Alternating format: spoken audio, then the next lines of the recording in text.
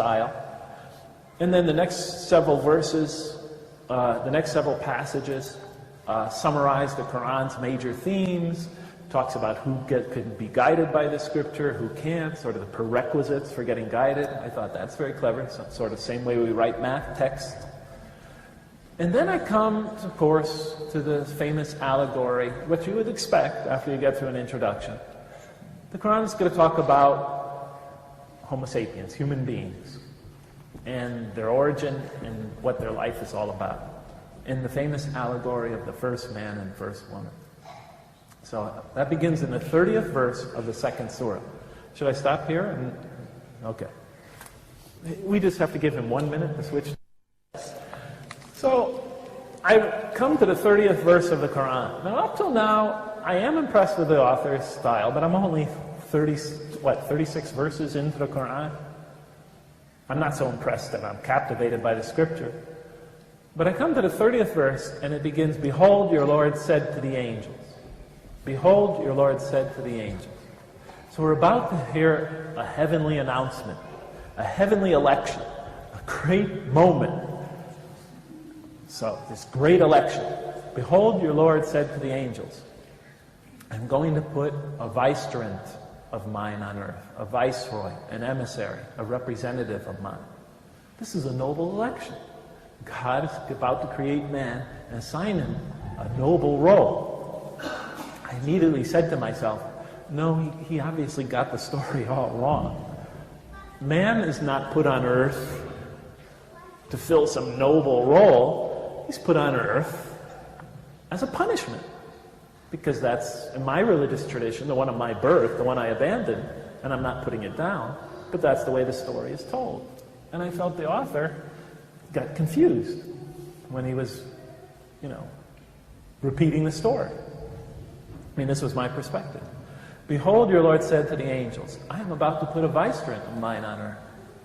And then the angels said, will you put therein one who will spread corruption and shed much blood, while we, the angels, celebrate your praises and glorify you?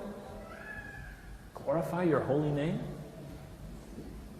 And I read that verse, and I just stared at it. I was captivated. I was angry. I could feel the heat rising inside me. Because look what it says. Will you put therein one? God says, I'm going to assign these humans this noble role. And then the angels say, are you going to create this being who spreads corruption and sheds much blood? This most criminal, violent, destructive creature? And put him on earth in this role? When you could create us, as they plainly say, while we celebrate your praises and glorify you? How could you create this and assign him that role when we are clearly more deserving and more appropriate? Are you following me? And that was my question. That was my life. That was my childhood. All of it. Just encapsulated in those 15 words. And I was shocked. I thought the author is committing theological suicide. You don't ask the most poignant question in the history of man's theological reflections. A question for which there is no rational answer. In the beginning of the story of the first man and woman. At least wait to the end of the scripture. But don't put it from the start. I had to find out how he answered the question. As disturbing as I thought the question was, how it brought back all my childhood, I had to find out. And so I was hooked. I wanted to see how the author answered that question. So I began reading through the Quran. And I immediately got some hints, but it didn't fill in the picture. So I kept reading and reading and reading. And to tell you the truth, and this is what I'm going to talk about tomorrow, at tomorrow's lecture, for the youth, or the people who consider themselves youth. By the time I had finished the Quran, all the arguments I had against the existence of God, all the premises I had built, against his existence, one by one, I saw them falling apart. So by the time I finished the Quran, I had no more argument against the existence of God. But not having an argument against God is not the same as having a reason to believe in Him. Once my daughter Jamila asked me, Daddy, I understood, we go on walk after walk after walk, and we discuss these things. I understood how you found in the Quran answers to all your objections to the existence of God.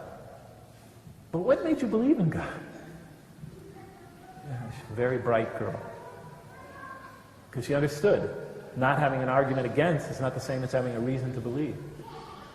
And I told her, honey, it's hard for me to explain, but as I was reading, as best as I understand it, as I was reading through the Quran, and one by one, the sort of fortress of the wall I had built between myself and the belief in the existence of God, as that wall began to crumble, one by one, piece by piece, as those arguments faded away, I began to have slight doubts about my atheism.